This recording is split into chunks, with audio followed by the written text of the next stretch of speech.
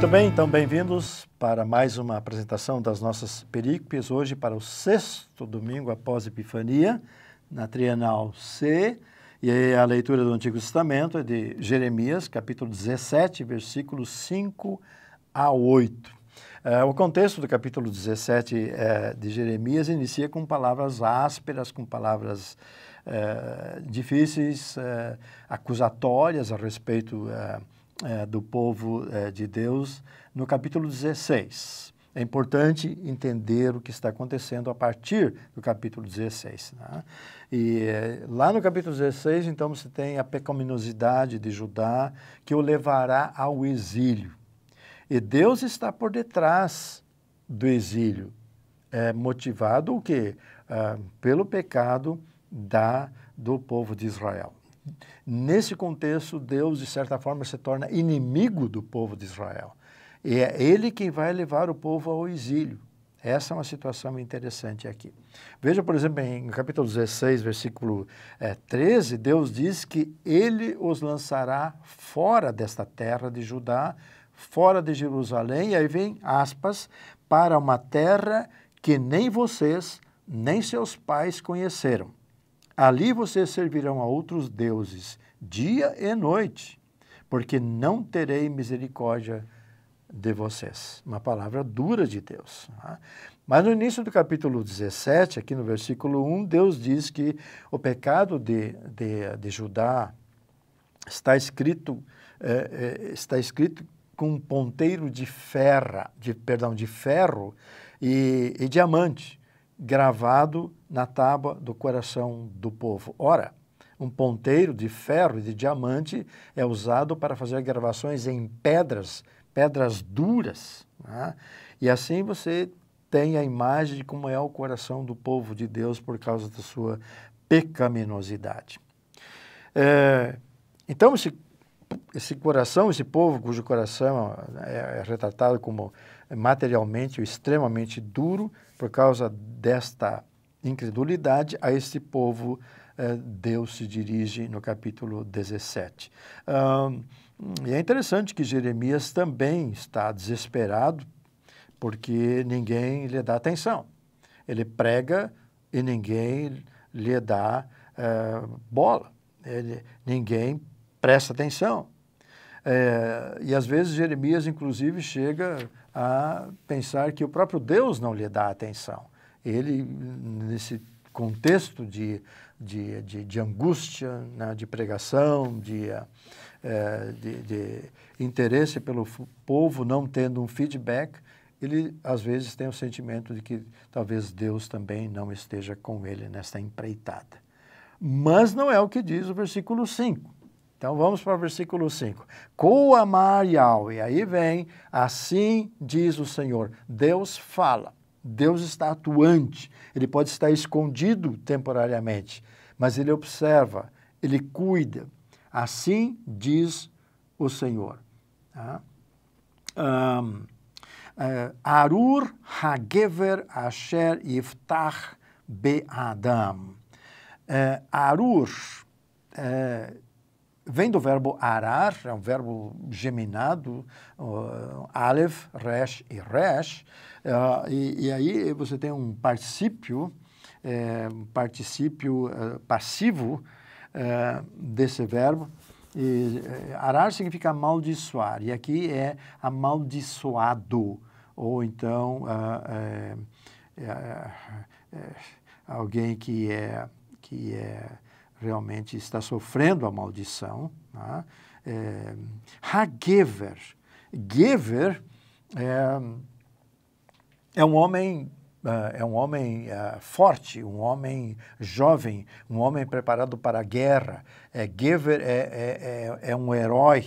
Aí vem a palavra Gibor, Gibor que significa herói no Antigo Testamento. Né? Reis normalmente se acham fortes, invioláveis, não é? Autossuficientes. Então, e Deus coloca essa palavra aqui, aquele que se sente totalmente autossuficiente, Asher Iftach, o qual, Batach é o verbo, né? É o imperfeito, a terceira masculina singular, significa confiar, Então, o homem forte que confia Ba'adam. Adam aqui exatamente, não é o nome de Adão, mas tem muito mais a ver com a natureza dele. Como ele foi feito, é o Adão na sua natureza de terra, de chão, de pó, feito do pó e ao pó vai voltar. Então, esse é o contraste aqui. É confiar naquilo que é destrutível, naquilo que não tem substância. Na sequência, Vesam Basar Seroo. Sam, aqui veio do verbo sim,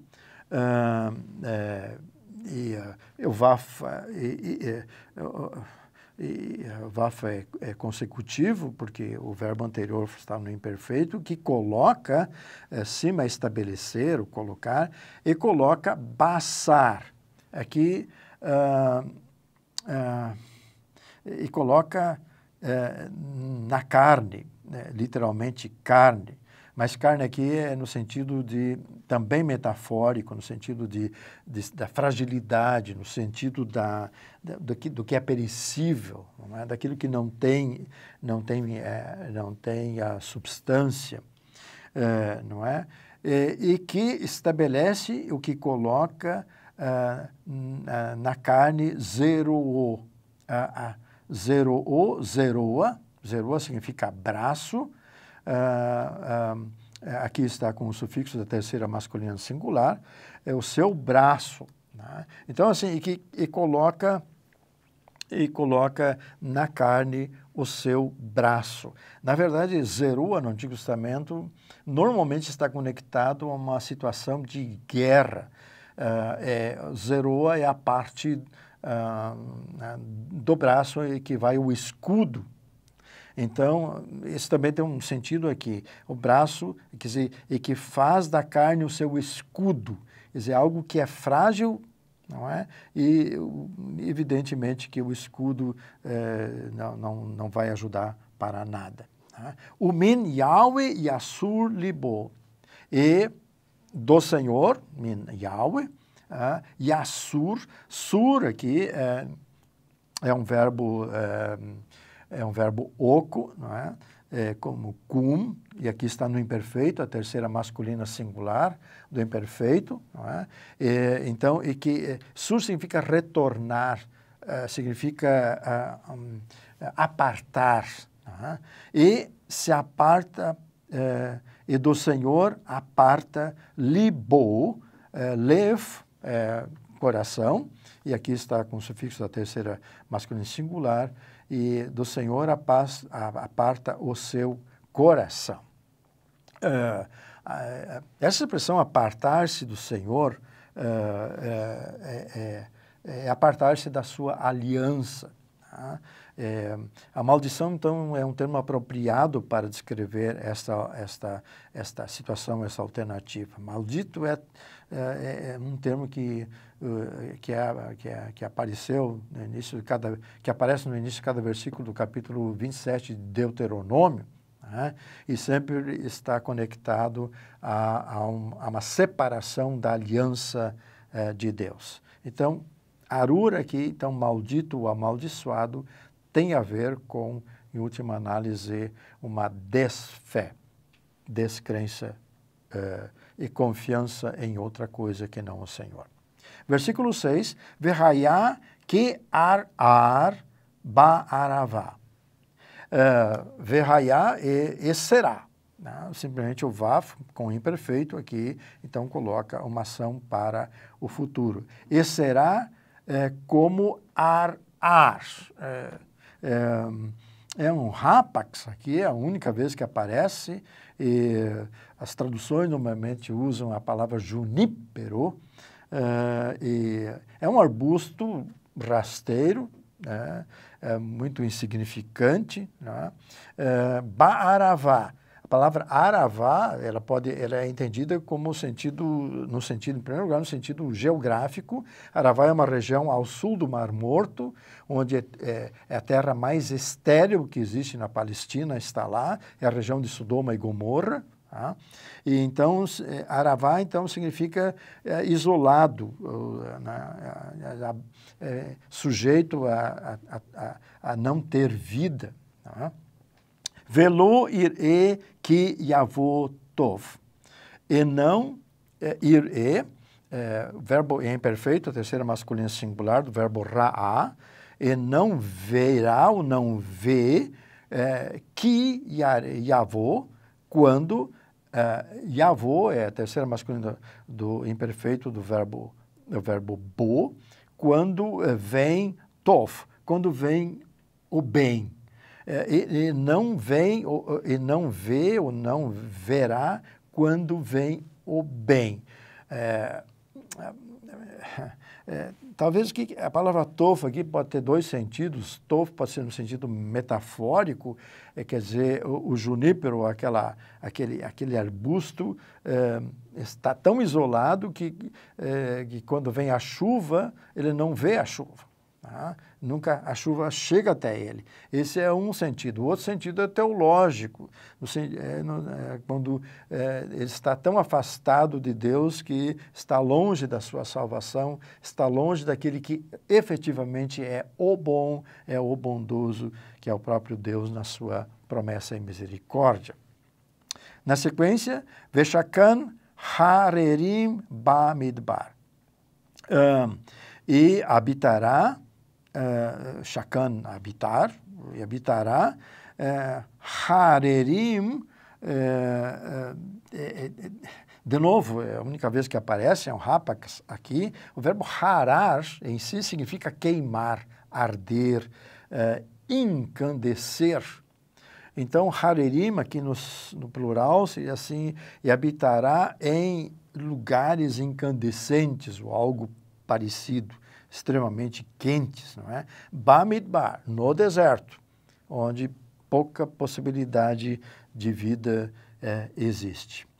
E a sequência, Eres melecha velo teshev. Terra, melecha é um adjetivo, melech, mem, lamed e het, significa mel, e melechá significa salgada. Então, terra salgada, então, velo teshev. E não, o verbo teshev aqui, ela tecnicamente está na segunda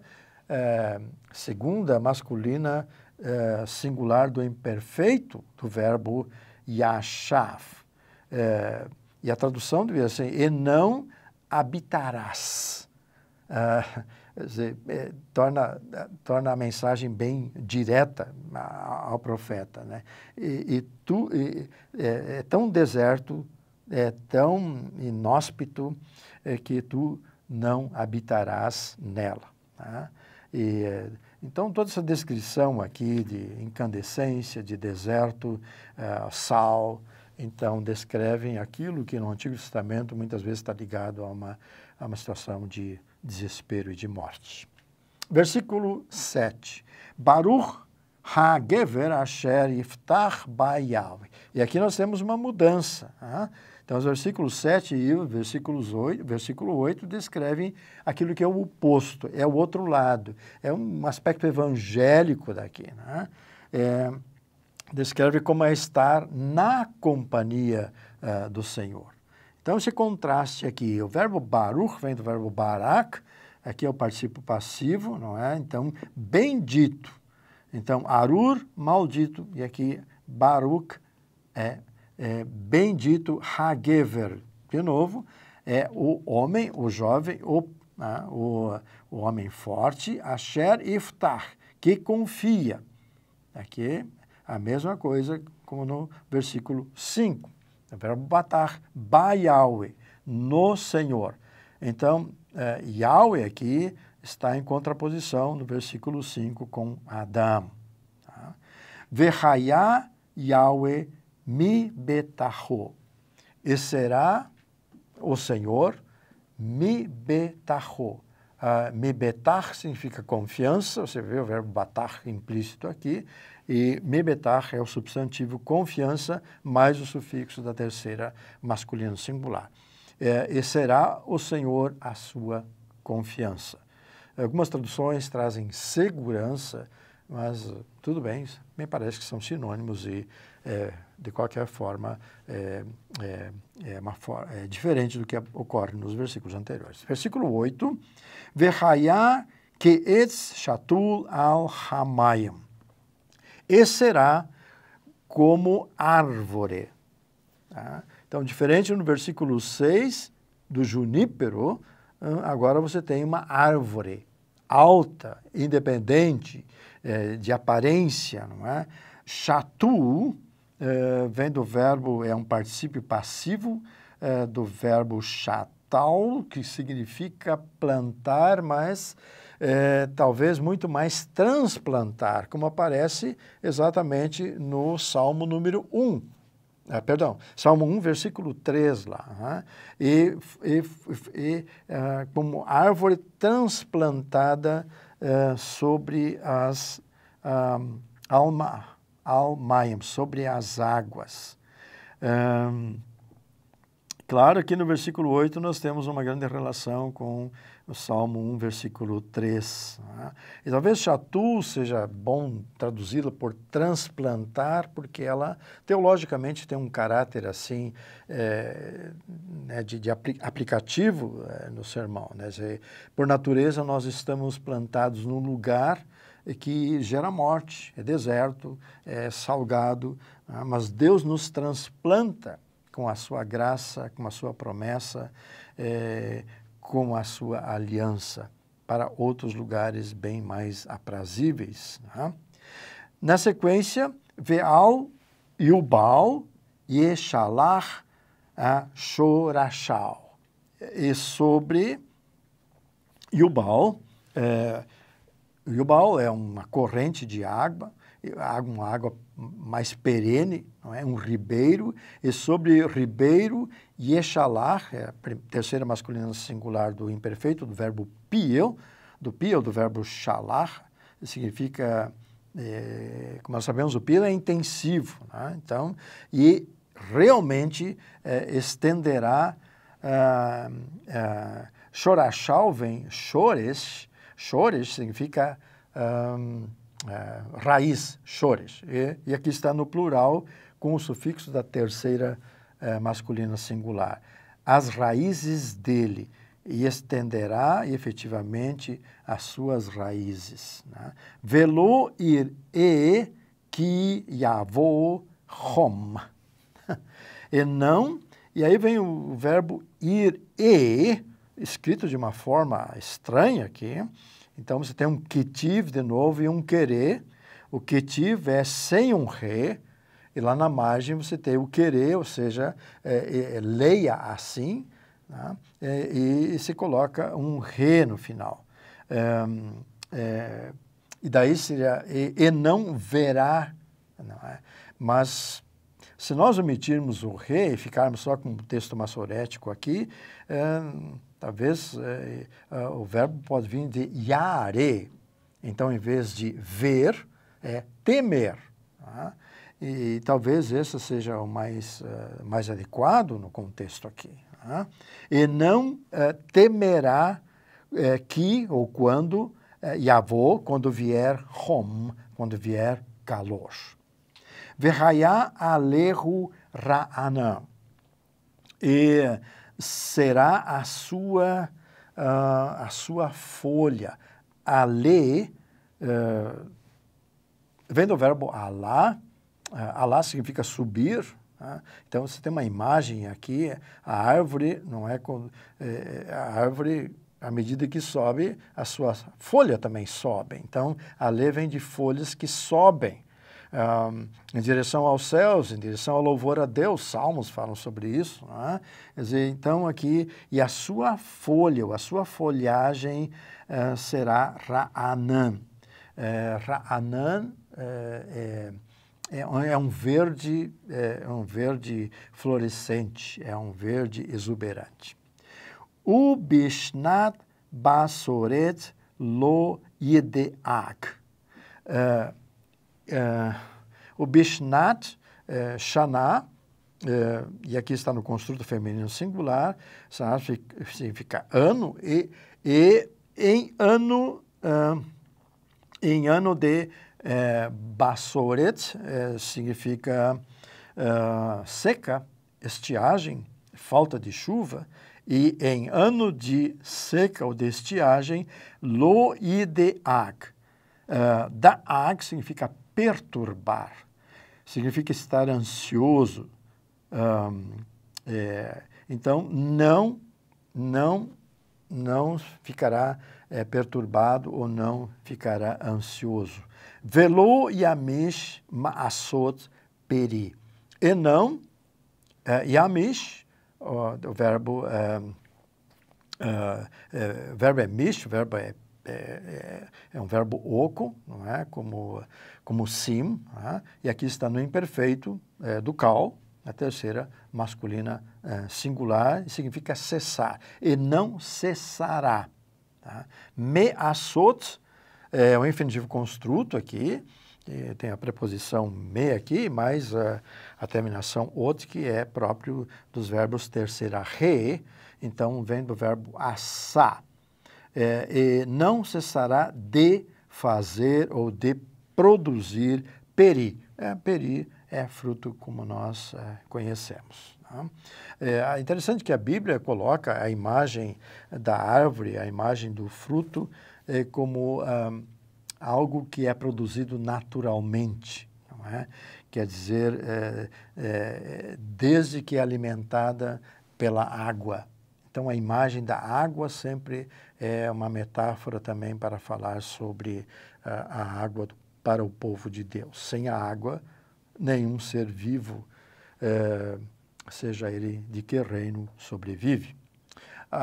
Então, para concluir aqui, é importante chamar a atenção da conexão com o Salmo 1, versículo 3. Muitas vezes há uma polêmica aqui sobre quem copiou de quem, não é?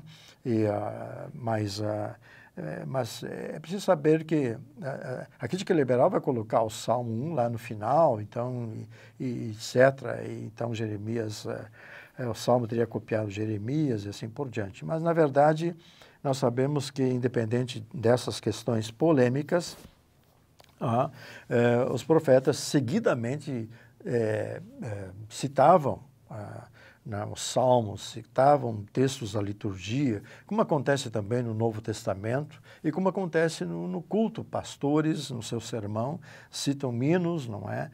Citam partes da liturgia, quer dizer, para mostrar que a igreja tem uma história, a igreja não é ela mesma, mas está conectada com a igreja de todos os tempos. E um terceiro aspecto que eu gostaria de mencionar aqui está ligado ao versículo 8, a questão da memorização do versículo. Jeremias está citando um versículo, né, de cor aqui. Né? E isto é importante e também para o povo de Deus hoje. Né? Jeremias passou por adversidades muito grandes.